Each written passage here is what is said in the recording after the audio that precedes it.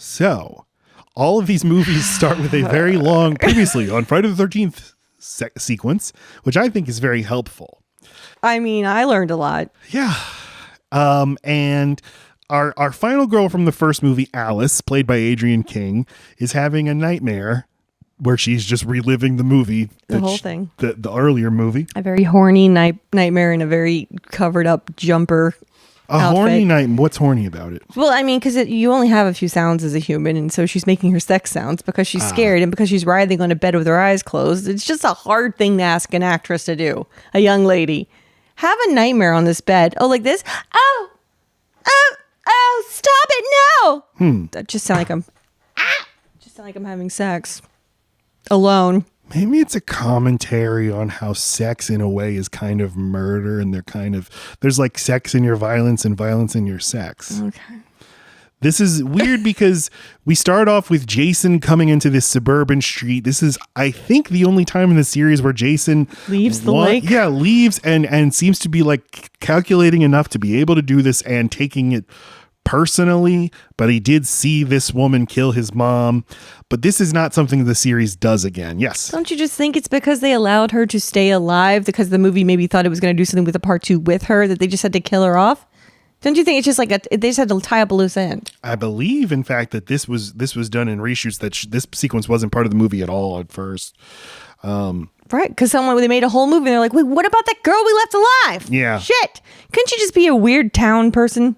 Don't go in there. I guess. Don't do it. She has PTSD from what she survived. She is expressing herself through art. In the first movie, we do find out that she is an artist. And I think there's a really effective sequence of just the camera doing a lot of crazy POV stuff that this movie otherwise doesn't do much of following her around the house and faking you out. Yeah.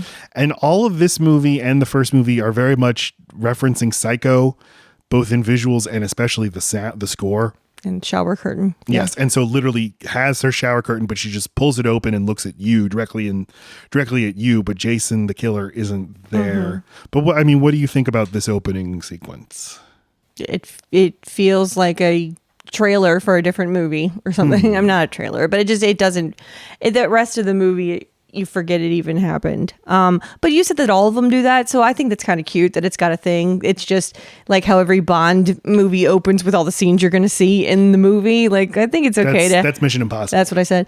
So I think it's okay that if that's its thing, then I think it becomes like a cute thing you're looking forward to, rather than me watching it like, what are they fucking doing right now? It's got such a short runtime. They're spending 10 minutes on the other movie. But like, okay, yes, that part. But you're asking me, is it filmed beautifully? Do you find it effective as a horror sequence? Oh, yeah, for sure. But I definitely feel Halloween in it, with the breathing, with the way that it tracks around the outside of the house, with the slow movements within the house, the paranoid, alone woman who's kind of mature for her age, vulnerable woman, short hair. Just felt Halloween to me. Scream movies often open with a character who you're not going to see who dies. But Scream is doing it as a nod to this.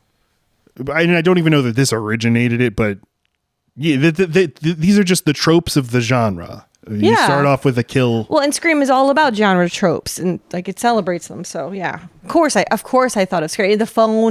The phone call, the obscene phone call that follows it, right? Like you have a normal phone call and then there's a weird one. And then that's the start of the terror. Or you have the obscene phone call and then you have a normal one. You're like, listen, screwball, don't you? Sorry, mom. Right. Well, he kills her. And then we get the incredible logo and the opening credits. That's another part of these movies, is fun opening credit sequences with the most of that year sound. Whatever year it is. And then we pick back up in Hicktown in Blair, New Jersey. And we meet this horny couple who seem... Man, are they horny. They're just very into each other. They want to call their friend Ted, but while they're calling him from a phone booth, their truck gets towed. But it's just a prank orchestrated by... It's a funny gag by Ted. There's always a goof character like Ted in these movies, but Ted in this movie, I'd say he's the most likable. Yeah. He's the least malevolent, but it is weird that all these movies have to have a practical jokester who's always like putting on the killer mask and being like, I'm the killer. And they're like, oh, Shelley, you piece of shit. He's so much more innocent than that, though. And he's just goofy. He just likes to do his job. Also, he lives. I didn't realize in this movie, there's a whole truckload of people who live. Yes, I know. There's like a B unit. And it's like, are they saving these guys for the sequel? No. I like it. I like you just focus on, because there are definitely movies that come later where it's about the number of body count. But this one's just like, let me just take my time with the people who've been the most annoying this time. Mm-hmm. Or the people who've been the most focused on fucking. They have their little encounter with Crazy Ralph. Don't worry, Ralph's going to die real soon. Yeah, that is a mistake. Crazy Ralph should be in all of these movies. They find a way. Like Pet Sematary. Oh, I wouldn't go down there. Huh? Yeah, exactly. Mm-hmm. It's doomed. Camp Blood is doomed. They find ways to bring him. I mean, there's a later movie that opens with the montage of previously on Friday the 13th, but it's narrated by Crazy Ralph, who was at that point dead. Previously on Friday the 13th. Yeah, they're going off to this camp, which is a camp counselor training center. Right. Are they also going to have the camp there? That's unclear. Yeah, I don't think so. I think they're all going to disperse to their other camps. Well, and then the cop is like, look, I think it's really nice what you're doing with all these kids. What kids? These young adults? Yeah, it's a good point. Or you're about to have a camp here with all our kids, with these young adults. Yeah, unclear. It's unclear. And they go to well, we just get our exposition out of the way here. There's always some characters who know about Camp Blood and Camp Crystal Lake and the murders that happened 5 years ago, and some who don't. What are you talking about? Camp Crystal Lake? You haven't heard of it? But they are going to Camp Packanack, which is run by Paul, who's kind of macho and takes the whole thing very seriously. He's macho? No, they describe him as macho. He's a panty waist. And I was wondering, I'm sure Packanack is like a real thing in the fucking Adirondacks or whatever, but I'm sure it's a Native American tribe. Yes, or something, right? yeah, yes. It also sounds like that. But I was just wondering, is this a Yogi Bear picnic basket joke? So the camp, Paul, he's leading an orientation. We meet our main group of trainees. There's Mickey Mouse shirt woman. I believe her name is Terry. She likes to wear very little. That's the other thing about this movie is you get to see 80s fashion. You get to see like late 70s. Early 80s fashion 70s. Where the whole idea was wear as little as possible to cover your dick or pussy. Okay. You know what I'm saying? Yeah, definitely. We meet Vicky, a girl whose entire character is I want to fuck Mark, the guy in the wheelchair. And Paul gives a big speech and he's like, contrary to what you might have heard, bears are very dangerous. And we're in bear country. So women, if you're menstruating... Keep it clean down there. Keep it clean. Fuck did we? Oh, I really wanted to bleed out on this one. No, I wanted to make a trail back to the cabin. The fuck does he think we're doing down there? He also tells the women not to wear perfume, and Vicky rolls her eyes. Later, we will see she sprays perfume all over herself, especially her period crotch. Yes. Yeah, okay, because it's going to be the woman's fault when a bear comes. God, there's a lot of mansplaining in this fucking movie. I mean, it makes sense for the time, but Paul is he is not my favorite. No. He does not deserve Jenny. That's for fucking sure. Yeah, Jenny arrives. She is our hero, Jenny, played by Amy Steele, and I think she is the best final girl in the series. And look, I just find her very appealing. I don't know. I like her. She grows on me. Yeah. She's the best thing about the movie. So she arrives. I'd like her to have a bra. Yeah, Lacey's complaining a lot about the lack of bras in the movie. Oh, boy. And Paul is giving his speech, but then he's like, oh, Jenny, Jesus Christ. And he has to leave his speech and leave everybody hanging. Jenny. Go talk to her. And she's like, listen, Paul, I came late. Now let's kiss already. So he goes back and he gives his speech and he's like, folks, what we're doing here is back to basics counseloring. Survival, first aid, boating, archery, all of it. Sounds like important work.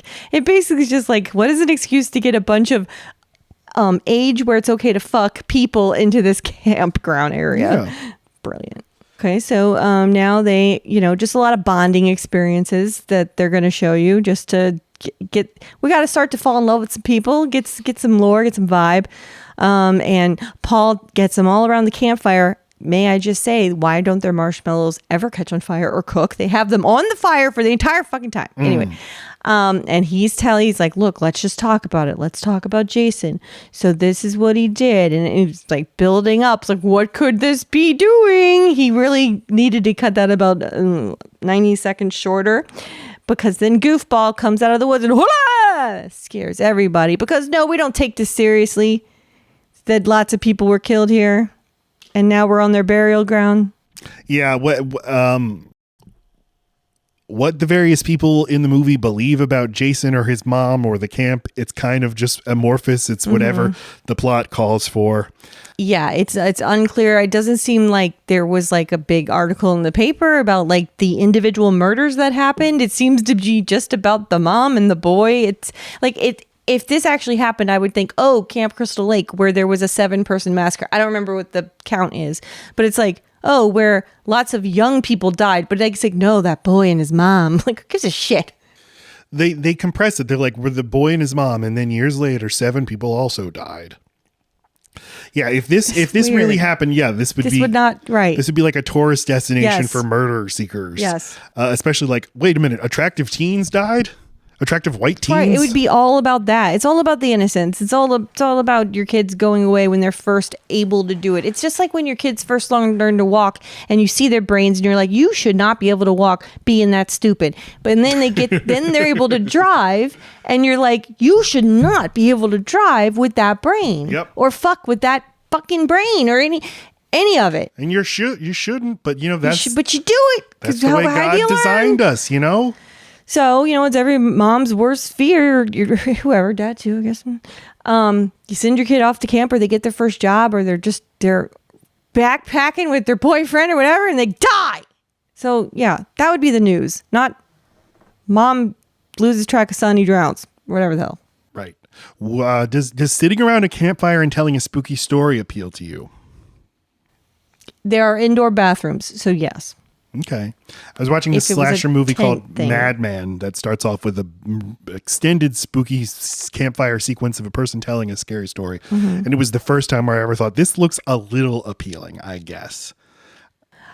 There's plenty of indoor facilities and activities, and I love that we get to see what they do all day. Like when I know someone's not, this may be one of the only movies where there's not a TV present, and I don't worry they're going to be bored. I get real worried. I am kind of confused about the layout, like how many cabins are there, because Jenny's cabin seems to be really fucking far away from everybody else's because she runs for like 20 minutes at the end and gets to her cabin somehow. Anyway, this is people start pairing off. We're going to see who's going to be into who and whatever. And then we get confirmation. Yes, Paul and Jenny are a thing because they start making out deeply. And then she breaks the news to him that she's got her period like a disgusting bitch. She says there's something you should know. And then Crazy Ralph is outside and we think it's Jason, but it's actually Crazy Ralph. But we hear the ch. And the thing with these movies is, at least these early movies, when you hear that, you better fear that. They only play it when the killer's actually there. Right. So you think it's a misdirect, but it's not, because the killer is also there. Jason's also there. He garrots Crazy Ralph. We never hear what Jenny was going to tell Paul, but then we have the Friday the 13th staple, which is a fade to white, a very, very kind of surreal feeling fade to white. And she wakes up the next morning and Paul is gone, but on her mirror in lipstick is written, "Beware of bears." And to that I say, you know how much lipstick costs, Paul? That's really a dick move.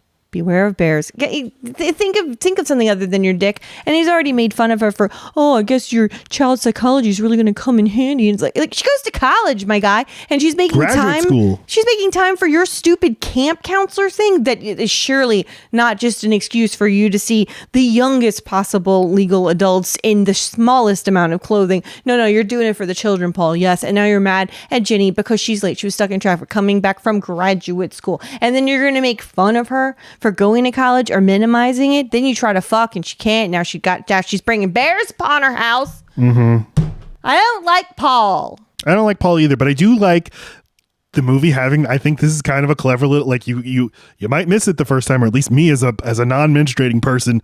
It took me a few times watching the movie, like, oh, she's on her period. Okay. That's funny. But we're a very serious podcast. We ask the big questions. We take this shit really seriously. We look really deeply into movies. And I have to ask you, Lacey, what kind of sexual activity do you think they did? Because I don't think nothing. I think he probably got a blowjob. I think Paul's too uptight for period sex. Oh, yeah. So what I think would happen is she gave him a very quick hand job and then he immediately fell asleep. Yeah, that sounds right. Yeah. Unfortunately. I'm so glad we covered all those bases, though. So, do we have anything else to say about this scene? I know, my God. You gave me 2 pictures of it. I love that this is the only one of the Friday the 13th movies where usually there's like an camp counselor feud. There's an asshole, but in this movie, they all like each other. They're all nice friends. You pointed that out, and I do really enjoy that too, because I don't need it. I don't like. It's good enough that there's just a big group of people and they're trying to figure things out and they don't know each other, get to know each other, and they're all going to die soon. That's enough. Yes, and it's just kind of nice and fun, and I like. I've said before, I if you removed the killings and stuff, I would still enjoy these movies just as like pleasant vibes. Mm-hmm. And this is the one where they're all just having fun, enjoying each other's company, getting horny for each other, having nice, enthusiastic, consensual sex, and then runs. They're just running and jogging together, and they're all, they're doing a good job. I like Ted barbecuing hot dogs, and he announces, "Come and get them," and Jeff, standing right there, says, "I'm here." Yeah, I like that one too. But Jeff, he's the one with the girlfriend. Her name is Boobs. No, it's not Boobs. God damn it. What is it? It's Sandra. Jeff and Sandra. And she keeps saying, "I want to go see Camp Blood. I want to go see Camp Blood." Like, come on, man. The women really do like bring the trouble to the camp. She's so fascinating. I just really, come on, man. Let's just go see the blood. The nunnery in Covington, Louisiana, which was a place that teenagers went, this haunted old closed place that nuns used to be, where they hatched, where an aviary sort of for nuns. And this woman who was my friend, she was 37. Kept saying, "I want you to take me to the nunnery," and I was like, "Take me there," but I'm scared. Take me there, man. And it was this kind of yeah, I was like, why does freaking ladies have a bug up their ass for going to scary places? Because guys are not interesting otherwise. Like, if he had just been like a more like, let's have some interesting stuff to do and talk about some stuff, she wouldn't need to spice things up. Okay. Have I ever asked you to take me to the nunnery? No, you're spicy as hell. Okay, thank you. That's nice. You just didn't used to be. You don't. For that woman, that 37-year-old woman. Yes, for the 37. She says, "Come on, when we get back to the city, we can tell everybody we did it." Who's going to know about this? You didn't even know this existed till you got there. You picked up the sign of the thing you become infatuated with. Don't keep it. Like, hello, keep that sign. That's collectible. Also, Muffin the dog encounters Jason, but Jason does not harm it. Although in the next scene, they find a dead dog. Well, a dead something. I think it's a dog. We don't know it's a dog. And that's why in the fan community, there's theories about this movie. Like the whole like 20 minutes at the end of the movie is a dream sequence or whatever. Of who? Dumb. Of Jenny, I guess. Because at the end, Muffin comes back, but we maybe see early in the movie that Muffin's dead. Anyway, they go swimming. Yeah. This is in the entire series. We've talked on this program before about how we think lakes are creepy. Mm-hmm. This is the only sequence in the entire series where I think they make the lake look like an appealing place to go swimming. And I think it's just because all the buoys, all the little floating rafts and stuff. And I think it's just these guys, they're having fun and they like each other. Having fun, yeah. I've always been obsessed with when Sandra is begging Paul to go to Camp Blood, the way that she kind of sways around looks like she has to pee. And I'm sure now, childlike. Now that I'm playing it for you, you say, "No, what are you talking about? That's totally normal." But she keeps swaying around. She seems really antsy. And like the rule in acting is like plant your feet, and she's just not a good actress yet. I mean, but it's believable. She's got ants in her pants. What? They go off to find Camp Crystal Lake. It's important to me that I track all these characters' names. Sandra and Jeff. Ralph is crazy. Jeff is just this guy. And Jason stalks them, and we think they're going to get caught by Jason, but actually it's a cop. Stupid cop. Man, there are some long chase scenes in this movie. Like, they just footage of going through the different woods, over the puddle, some very realistic stopping to rest, getting up and running again. I mean, it's just like they just had these actors like, okay, just run. We're just going to film all this. We'll use it however, because it's never two actors in the same frame. They're just individually running, right? So it's like, we just need everyone. We're not sure who's going to run in this, but if everyone could run through this stretch of the woods, make it a point to jump over this puddle, it's going to be a thing. That's how it's going to connect everything. And it does successfully. It's good. It lays out the geography. It's like, oh, I'll remember this later when they're getting chased by the killer. I mean, I have gone down at the house I lived in Bush. That man's mom lived in the house next door, which meant she's like a half mile away, but there's a trail through the woods to her house. Trail means like slight dirt path you can see. And I just hated when they'd ask me to cut to, like, they were like, my mom and stepdad were all already over there. Just bring your brother, go through the trail. No, I don't know. So, I mean, it's effective in that, like, any walk, even when you and our kid go to the woods, that's barely the woods next to our house. It's just, it's creepy. You don't know what's going to get you. I like woods. All right. Is that the origin of your hatred of the outdoors? Because I like the outdoors. I want to do more outdoor things, but you don't want to. You're stopping me. What are you talking about? I don't like daytime outdoors. I like camping. You do in not. A cabin. Yes, I do. What are you talking about? I just don't want to go fucking whitewater rafting, wherever the hell. Do you want to go horseback riding? No, I've told you I'm scared of horses. They're very tall. Do you want to go scuba diving? No, I don't like how deep it is. Yeah, see? These are things I want to do. I want to go. You never let me scuba dive. If me and you never let me ride a horse. Wait, like under the water or like snorkel? Scuba diving. I'm not doing that. And it takes a lot of training. When are you going to have time to train like that? I don't know. I'll figure it out. You're not going to do it. See what she does to me? So the cop, he takes them back to Paul, and Paul's being weird and like, whatever, Keystone Cop, you don't boss me around. It makes it seem like they've had interactions before, because why are they on such shitty? Why is he won't even look at him? It's weird. It doesn't track with what we know about Paul as this serious, like the adult in the room, but it's missing a scene. Yeah, I don't think this is a great edit because it doesn't feel like it's telling us something. It feels like we're missing something. So the cop's like, listen to you, bucko. One day I'm going to get a warrant and arrest you all for having your kids go messing around with things they don't understand. I like that in this series, Jason is just a problem that nobody knows how to deal with. And so society's attitude is like, just leave him alone. Don't go over there. We don't bother him. He doesn't bother us. Well, I don't take it as that. I don't take it as they have any confirmation of Jason actually existing. It's just like a really tragic thing happened to this very, very tiny town. And there's been several years of quiet, meaning no one else has like beat their wife or raped anyone. Like, like we had something horrific happen here. Everyone be on their best behavior or we're all going to flip out. That's how I take it. Like, look, things have calmed down finally. I don't need you guys stirring it up and making people remember. Just like the Valentine's Day dance 20 years after the big coal mine thing in My Bloody Valentine's. Like, why do let's just leave it? Like, I'm very fascinated and have a big heart for whole communities that get traumatized at once. I find that very interesting. I agree with your assessment. That is what's going on here. As the series goes on and Jason becomes a presence and a fact of life that they have to deal with, that is their attitude. But you're right. Right here, it's like, why? We don't have to be thinking about all this. Listen, why even build something over there? Yeah. So the cop thinks he sees Jason, starts chasing after him, but Jason chases him and then puts a pickaxe in his head. If there's a complaint I have about this movie, is that I don't think the kills are great. Tom Savini, the great makeup artist, was on the first movie, but not on this one. But they're fine. Yeah, they're fine. The kids all go out for a night on the town. Best bar I've ever seen in my life. It is a happening bar for such a the remote entire location. Populace has to be there. Children too. It's so big. It's like, is this Texarkana?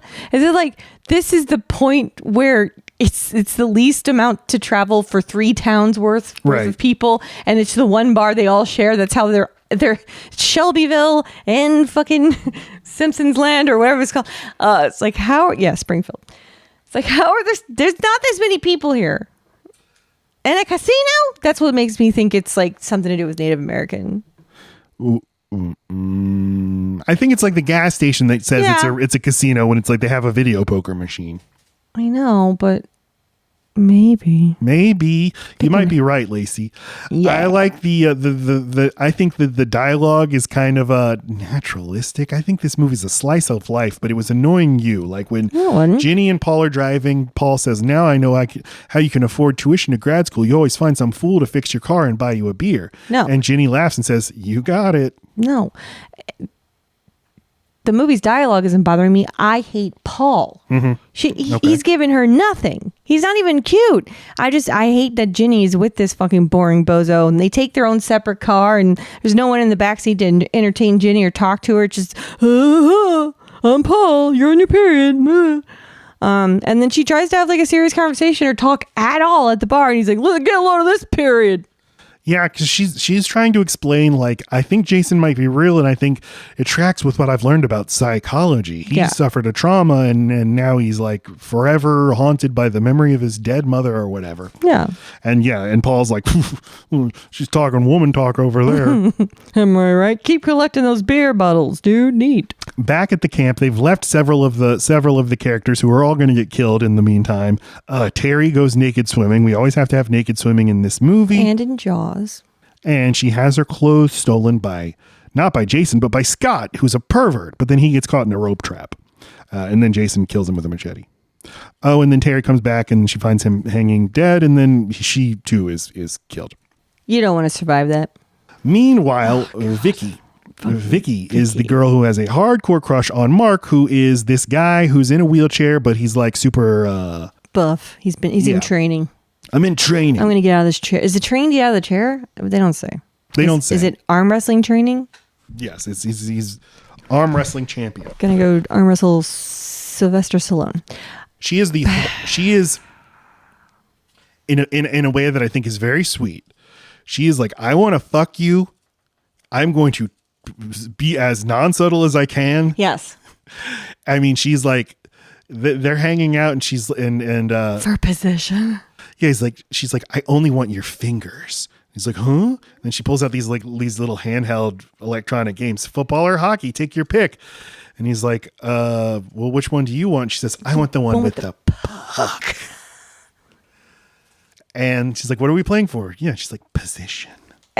That's what it's just like, okay, ma'am, either he's gonna bite her or he's not. But then he still seems surprised when she kisses him. Like, what? I don't know. I don't think he's surprised. Not Eventually surprised. She moves in, she starts kissing, and they're both kind of smiling, and then she's just like, want to stay together tonight? And he said, I was just gonna ask you. They're both excited. See, it's that's nice. Sweet. And that's one thing that really sucks about this movie is they never get to just like go cuddle. I wanted that for them. Yes. I did. Until I realized she has no butt. And then I'm like, you know what? You could do better. A lot of people don't have butts, Lacey. And they don't deserve to die. I love that she's wearing cute black underwear and then she pulls out shit brown underwear and she's like, yeah. I know. That's She's so the ticket. pleased with herself. Is the idea that, I don't know. That was a sexy color. Brown was very in the 70s. And really? early 80s. Yeah. Really? That's why interesting. all furniture, wallpaper, freaking dining sets, they're all brown. Isn't it weird that like colors like go in and out of fashion? It is. It's kind of weird when you think about it. Yeah, she's like, well, just let me go get my boobs ready. I'll be back. She goes off, sprays perfume on her vagina. On everything. It's like she stinks to high hell. Meanwhile, Jason comes and kills Mark in the wheelchair, goes and kills the lovebirds who are fucking. He puts a harpoon through both of them. And then Vicky comes back in her brown panties and she's like, Mark, it's time to get raw. And then she goes up into the bedroom where she thinks Sandra and fucking the guy are.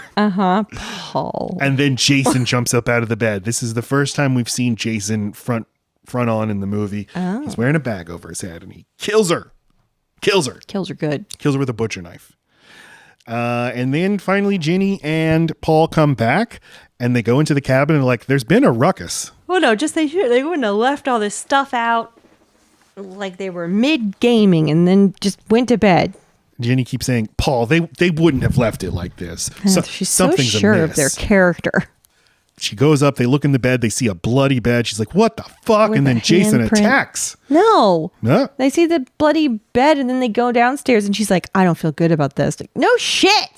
No, they still have a whole like walk to another cabin. That's not true. He attacks here. She's like, Paul, someone's in the room with us, Paul. Paul's in the room. Right. But that's after they go downstairs. And while they're going down the stairs, they're like, this is off. This is off. Like, yeah, bloody blood bed. There's blood everywhere. This is not normal. No, definitely period. Yeah. Someone had sex. See, this is why we don't have period sex, Jenny.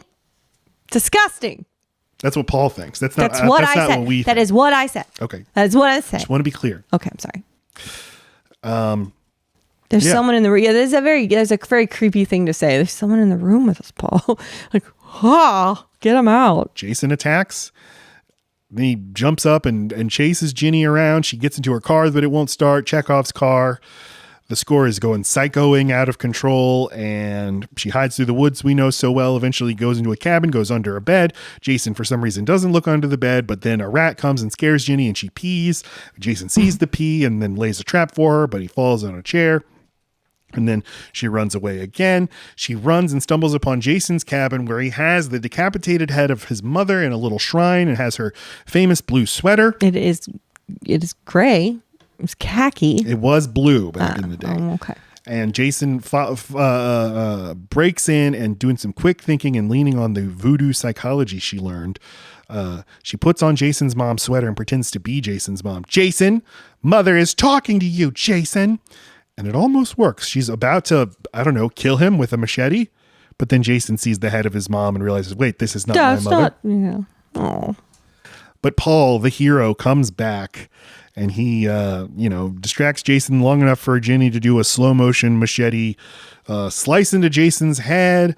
And then she pulls the bag from his head so that she can see what he looks like, but we don't see it. And is all is good now, right? Well, they retreat back to their cabin, and then they hear some noise, and they're like, uh-oh, it's Jason coming back. But no, it's just Muffin. That is some of the best acting in the movie, is the way that Ginny acts and the way that he's kind of consoling her as they are coming back from this horrific thing that happened. You don't often get to see characters in these movies like deal with what they think is the end of a really traumatic experience, and then they're just kind of like dealing with being human and being completely freaked out. Yeah. But then they get right back into it. Right back into it because it is now following the end of the first movie beat for beat, the calm, serene thing, and then slow motion Jason jumps through the window. Now he's not wearing his mask, grabs her, but then we have the fade to white and it's the next morning and Ginny is being taken off to the hospital. There's no sign of Jason or Paul and she's like, what the fuck? Mm-hmm. And that's the movie. Well, because they all have to end with the last girl getting killed in the beginning of the next movie. Not the case with her. No, she doesn't return to the series, unfortunately. Oh. She's a very good actress. She worked in TV and stuff. She then seems like she left acting behind to become a psychologist, just like in the movie. But her acting credits are all like Friday the 13th fan films and stuff. And the thing about this series and like why these franchises are so great is like everybody who plays a character in this movie like makes a decent living doing the con circuit. Yeah. And you can appear in like all the final girls team up in these fan films. And I don't know. It's a sweet world. That is nice. Yeah. I like it. The horror fan community. Those genre people need to stick together. Jamie Lee Curtis is the leader of us all. Well, they probably think Jamie Lee Curtis is like, she's too good for us. I'm sure that she would write them a letter. She says the right things. She thanked them in her Oscar speech. Matt, I know. Okay. Jesus Christ. Sorry that you know that. Here he comes again with that one.